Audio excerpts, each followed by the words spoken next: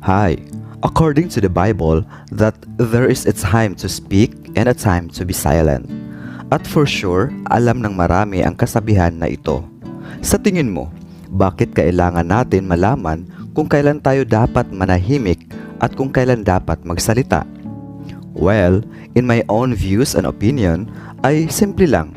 Dahil pag alam natin kung kailan tayo dapat magsalita o manahimik, ay malaking tulong o pakinabang ito sa buhay natin. Unang-una ay maiwasan natin na magkaroon ng problema sa sarili, sa kapwa o kakilala, lalo na sa kaibigan, kapamilya, katrabaho at sa lahat ng tao na involved dito. Alam naman natin na pag ang bibig natin ay walang traffic, puro tayo daldal na hindi nag-iisip, ay malaki ang chance na maraming masisira na buhay at relasyon. Kaya nga sabi nila, maraming salita ay maraming mali. Tama naman, dapat magiging observant tayo bago magbitiw ng salita upang hindi mapahamak o makasakit ng damdamin. But the question is, kailan ba ang tamang oras o panahon ng pananahimik? Ano-ano ba ang mga specific na sitwasyon na kailangan manahimik? Sa video na ito, tukuyin natin at pag-usapan upang lubos na maunawaan.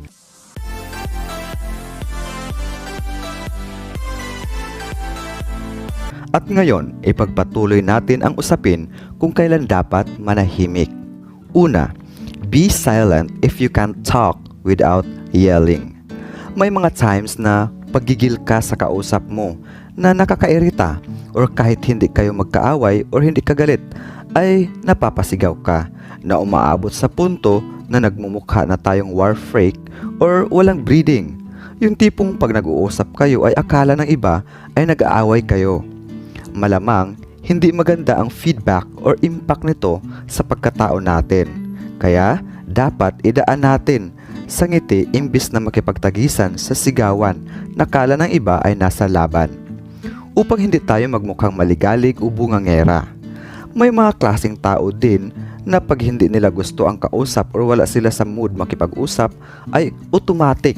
Pag kinakausap sila ay pasigaw kung sumagot dahil nga mainitin ang ulo. Kung halimbawa ganon tayong klaseng tao, mas maigi na umiwas sa mga tao or mas piliin na lang na manahimik kaysa makasakit ng damdamin. Pangalawa, be silent in the heat of anger. Guys, sa mga oras na galit tayo, mas mainam na piliin nating manahimik upang hindi makapagbitaw ng masakit na salita sa kapwa. Normal lang sa atin ang makaramdam ng galit, ngunit kung sakyan mo ang iyong nararamdaman ay maaaring makasakit ka ng damdamin at mauwi sa karahasan. Tandaan, kung anong laman ng dibdib ang siyang lalabas sa bibig. Kaya, kung galit ka, malamang puro galit at masasakit na salita ang lalabas sa bibig mo na hindi mo na mababawi pa. Number 3, be silent if your words can offend a person. There are times na alam natin na hindi maganda ang maaari nating sabihin o masabi o mabitiwang salita, lalo na kung masama ang loob natin.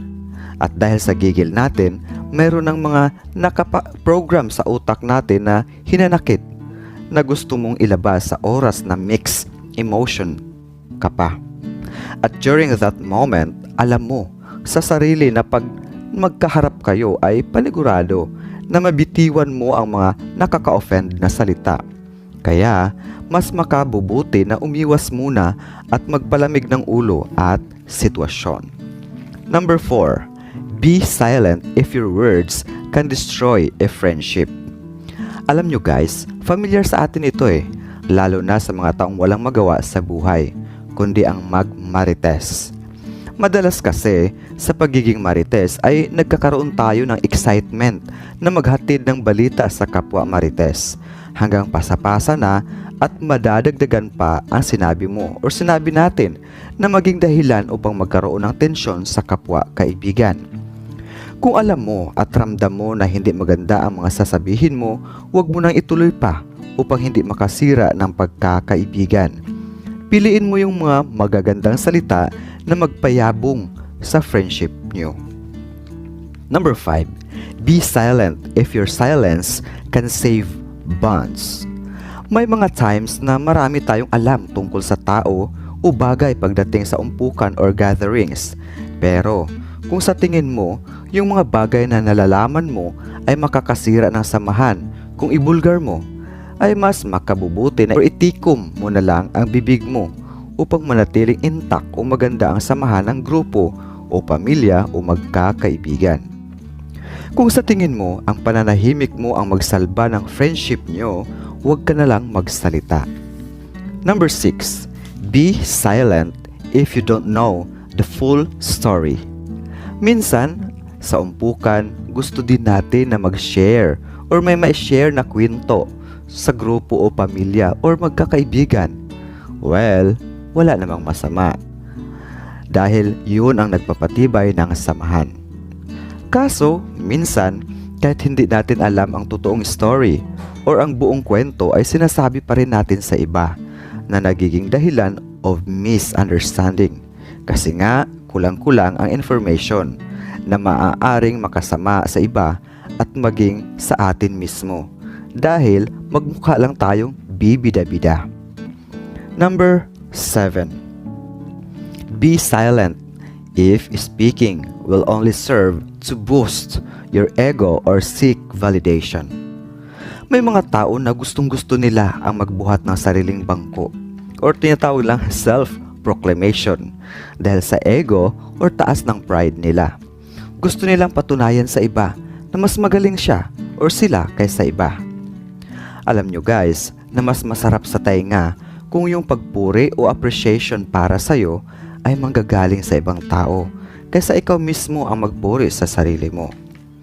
Hayaan nating purihin tayo ng iba. Iwasang maging bibida-bida dahil minus points yan. Nagmumukha lang tayong mayabang at kulang sa pansin. Number 8. Be silent if your words can betray someone's trust or confidentiality. Guys, tandaan, ang tiwala ay kusa itong ipinagkakaloob sa atin. Hindi ito hinihingi.